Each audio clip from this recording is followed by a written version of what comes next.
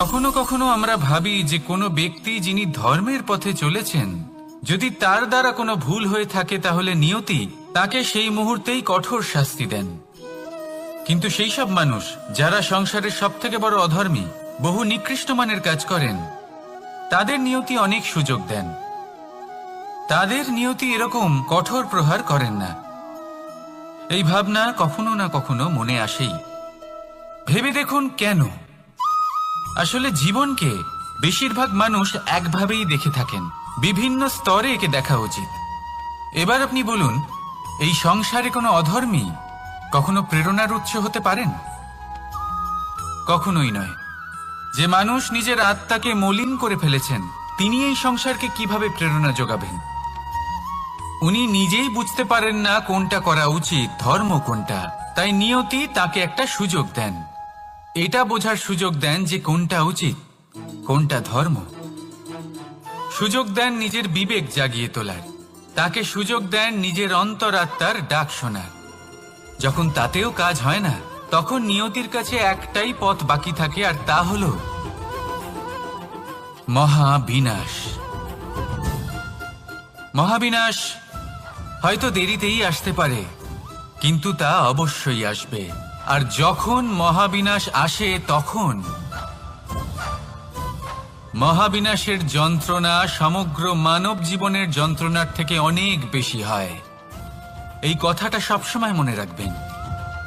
আর অন্যদিকে যে মানুষ ধর্মের পথে চলছেন, তার দ্বারা যদি কোনো ভুল হয়ে থাকে, তখন নিয়তি তার পরীক্ষা নেন। কিছুক্ষণের জন্য মানুষের মনে হতে পারে নিয়তি তাকে কঠোর শাস্তি দিয়েছেন, কিন্তু সময়ের সাথে আমরা সবাই দেখি যে যখন সেই মানুষ সেই পরীক্ষায় উত্তীর্ণ হন, এই সমস্ত সংসারের জন্য প্রেরণার উৎস হয়ে ওঠেন। অর্থাৎ নিয়তি প্রত্যেক মানুষকে তার কর্ম অনুসারে উচিত ফলও দেন, উচিত শাস্তিও দেন। পার্থক্য হলো শুধুমাত্র সময় আর আপনার দৃষ্টিভঙ্গির। তাই ধর্মের পথে চলুন আর আমার সাথে ভালোবেসে বলুন, রাধা রাধা। দ্বিধাবোধ।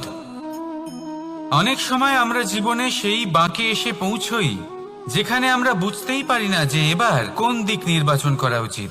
কখনো এদিকে যাওয়া উচিত মনে হয়, কখনো ওদিকে যাওয়া উচিত মনে হয়, কখনো দুদিকেই যাওয়া প্রয়োজনীয় বলে মনে হয়, কিন্তু তা তো সম্ভব নয়। কখনো কখনো এটা মনে হয় যে এখানেই থেমে যাওয়া ভালো, কোথাও না যাওয়াই শ্রেয়। এবার একেই তো দ্বিধাবোধ বলে। সংসারে এমন কোনো দ্বিধা নেই যার সমাধান সম্ভব নয়। এই দ্বিধাবোধ স্বাভাবিক। আর আপনার এই দ্বিধাকে আমি একটু সরল করে দিই। দ্বিধাগ্রস্ত হয়ে নির্বাচন করলে তখন এটা মাথায় নিয়ে করবেন যে আপনার এই নির্বাচনের ফলে এই সংসারের ওপর, এই সমাজের ওপর কি প্রভাব পড়তে পারে। নিজের লাভ ক্ষতির বিষয়ে ভাবা ছেড়ে দিন আর কর্ম করুন সংসারের মঙ্গলের জন্য, আগামী প্রজন্মের মঙ্গলের জন্য। ভাবুন আপনার এই নির্বাচনের জন্য কিভাবে তাদের জীবনের উদ্ধার সম্ভব।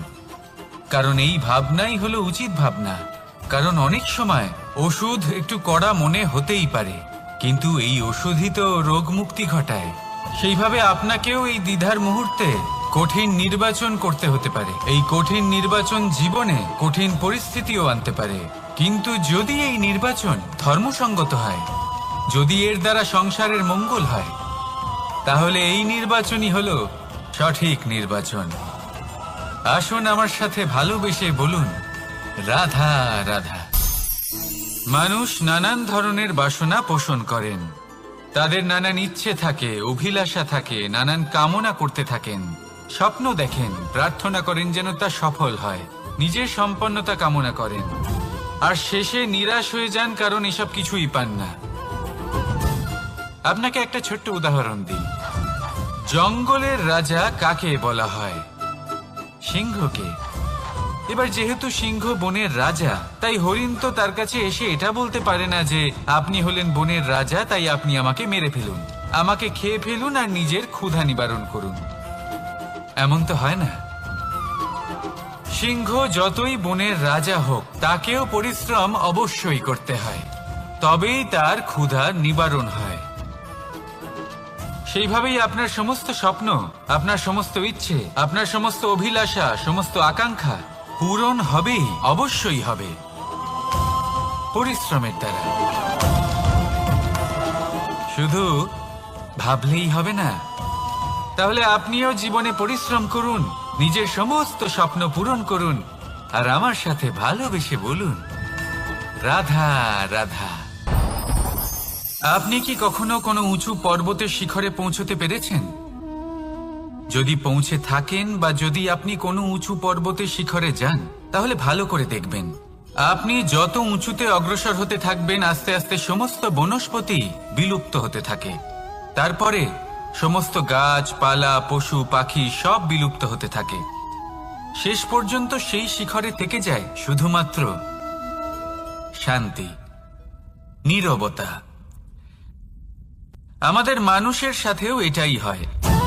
মানুষ যখন আত্মবিকাশের পথে অগ্রসর হতে থাকে এবং নিজের জীবনের শিখরে পৌঁছতে চায়, তখন তার একা থাকা অত্যন্ত প্রয়োজনীয় হয়। আর তাকে তখন ত্যাগ করতে হয় নিজের সুখ স্বাচ্ছন্দ্য, নিজের সম্পত্তি, নিজের সমৃদ্ধি, নিজের সৌন্দর্য। দেখুন, জীবনের শিখরে পৌঁছনো একেবারেই সহজ কাজ নয়। এ হলো অত্যন্ত দুর্গম এক পথ। কিন্তু যদি আপনি সেখানে পৌঁছতে চান, তাহলে আপনাকে ত্যাগের প্রবৃত্তি জাগিয়ে তুলতে হবে। ত্যাগ কি সেটা জানতে হবে, কারণ ত্যাগের ফলেই মনে শান্তি আসে, আর সেই শান্তির ফলে মনে উৎপন্ন হয় প্রেম। আর এই প্রেমই হলো জীবনের অন্তিম লক্ষ্য। তাহলে আসুন আমার সাথে ভালোবেসে বলুন, রাধা রাধা।